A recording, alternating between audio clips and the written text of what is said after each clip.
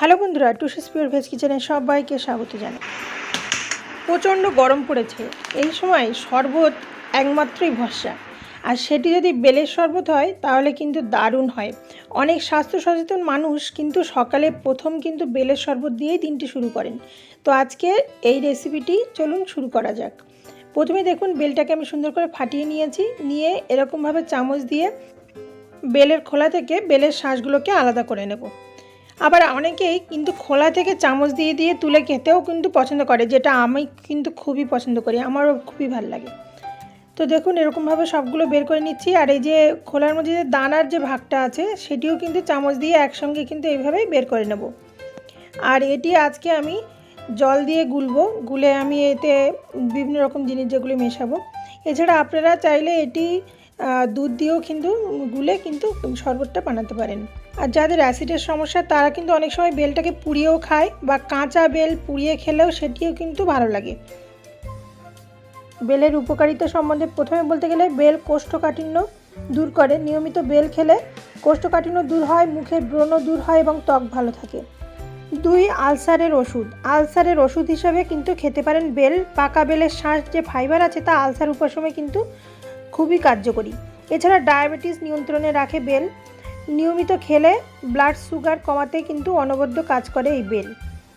আর্থারাইটিসেরও কিন্তু দারুণ কাজ দেয়। শরীরে হাড়ে কিংবা মাংসে ব্যথা হয়, যে এমন মানুষ খুবই কম আছেন আর্থারাইটিসের কারণে এমন হয়ে থাকে। তো এই সমস্যা দূর করতেও বেলকে কিন্তু সঙ্গী করতে পারেন। তো আমি অল্প অল্প জল দিয়ে দেখুন খুব সুন্দরভাবে এটিকে মেখে নিচ্ছি। আপনারা যদি দুধ ব্যবহার করেন তখন আর জলের আলাদা করে প্রয়োজন নেই। এটি আজকে আমি যেহেতু জল দিয়ে করছি সেই জন্য। আর এতে আমি গুঁড়ো দুধ ব্যবহার করব, সেই জন্য জল দিয়ে প্রথমে গুলে নিচ্ছি। আর এতে আপনারা চাইলে একটু সামান্য লবণ দিতে পারেন, কিন্তু যেহেতু আমি দুধ দেবো সেই জন্য লবণটা আর ব্যবহার করছি না।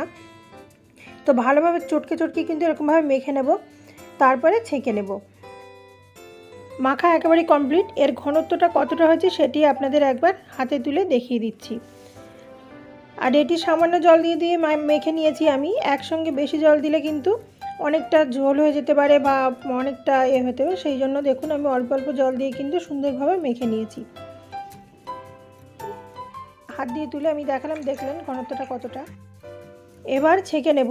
তার জন্য আমি অন্য একটি বাটি নিয়েছি আর একটা ছাঁকনি নিয়েছি। এরকম একটি ছাঁকনি নেবেন, নিয়ে এতে কিন্তু বেলটি পুরো দিয়ে সুন্দরভাবে কিন্তু তাড়াতাড়ি করে নেওয়া যায়। এছাড়া যদি আপনি হাত দিয়ে করতে চান তাহলে অনেকটা সময় লেগে যায়, হাত দিয়েও হয়। বেশ সুন্দর করে ভিতর থেকে ছিপড়া আর দানাগুলো বের করে নিলেও হয়, কিন্তু এটি দিয়ে সুবিধা হবে, সেই জন্য এটি ব্যবহার করলাম। এই বেল এনার্জি বাড়ায়। আপনি যদি 100 গ্রাম বেল খান তাহলে 140 ক্যালোরি এনার্জি পাবেন।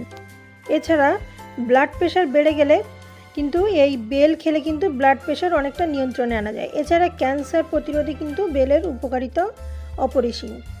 সবশেষে বলতে গেলে বলা যায় এটি শরীরের ইমিউনিটি বুস্ট করার পাশাপাশি শরীরকে শীতল রাখে, আর যেটি এই গরমে আমাদের খুবই দরকার। আর এছাড়া ডায়রিয়া, আমাশয়, জন্ডিস, যক্ষা বিভিন্ন রকম এতে কিন্তু এই বেল কিন্তু খুবই কার্যকরী। তো আমার দেখুন ছাঁকনি দিয়ে একেবারে ছেঁকে নেওয়া হয়ে গেছে, আর কিছুই নেই। আমি যতটা সম্ভব কিন্তু নেড়ে এটিকে কিন্তু যতটা রস বেলের বের করা যায় করে নিয়েছি। আর শুধু দানা ছিবড়েগুলো পড়ে আছে, তো এটিকে আমি অন্য পাশে সরিয়ে রাখবো। এবার দেখুন, এবার এর সঙ্গে যেগুলোই আমি অ্যাড করব তার মধ্যে প্রথমে 2 চামচ গুঁড়ো দুধ এর মধ্যে অ্যাড করে দিচ্ছি। এটিও কিন্তু আপনারা অ্যাভয়েড করতে পারেন। যদি শুধু বেল খেতে চান তাহলে কিন্তু সামান্য একটু লবণ দিয়েও কিন্তু অনেকে খেয়ে নেয় এগুলো না দিয়ে। আর দিলাম 1 চামচ পরিমাণ জাগরি পাউডার। আমি এখানে চিনি ব্যবহার করছি না, আপনারা এছাড়াও আখের গুঁড়ো ব্যবহার করতে পারেন। এবার আর কিছুই না, এবার চামচ দিয়ে খুব সুন্দর করে কিন্তু ফেটিয়ে নিতে হবে। আর এছাড়া আপনারা চাইলে এটি মিক্সিতেও একটু সুন্দর করে ফেটিয়েও নিতে পারেন। তো রেডি হয়ে গেছে বেলের শরবত। এটিকে আমি সার্ভ করছি একটা সুন্দর কাঁচের গ্লাসে। আর কতটা স্মুথ হয়েছে এটি দেখুন, আর বেশ ভালো লাগে এইভাবে খেলে।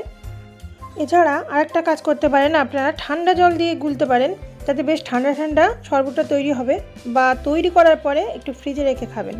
এবার আমি এর মধ্যে কিছু একটা করব যেটি সুন্দর লাগবে দেখতে, খেতেও ভালো লাগবে। সেটি হলো পেস্তা কুচি দেব কিছুটা। দেখুন এতে 4-5টা পেস্তা আমি কুচিয়ে নিয়েছি। এটিকে আমি ওপর দিয়ে একটু ছড়িয়ে দেবো, দেখতে যেমন সুন্দর লাগবে খেতেও কিন্তু দারুণ লোভনীয় তৈরি হবে, আর গালে পড়লে কিন্তু সেটি ভাল লাগবে। আর বাচ্চারা কিন্তু অনেক সময় পছন্দ করে না শরবত, এই শরবত খাবো না ও শরবত খাবো না এরকম করতে থাকে, তাই ওদের জন্য কিন্তু ওপর থেকে ছড়িয়ে দিচ্ছি চকলেট সিরাপ। এটি দিলে কিন্তু বাচ্চাদের কিন্তু দারুণ লাগবে, যেহেতু ওপরে একটু চকলেট দেওয়া থাকবে, বাচ্চারা চকলেট ভীষণ পছন্দ করে, তো সেই জন্য মাদের কত না চিন্তা করতে হয় বাচ্চাদের জন্য। তো সেই জন্য আমার মেয়ের যদি পছন্দ হয় সেই জন্য আমি কিন্তু এইভাবে ট্রাই করলাম। তো আপনাদের বাড়ির বাচ্চাদের জন্য আপনারা এইভাবে করতে পারেন। তো স্ট্র দিয়ে এবার আমি একটু টেস্ট করে বলছি কেমন হয়েছে।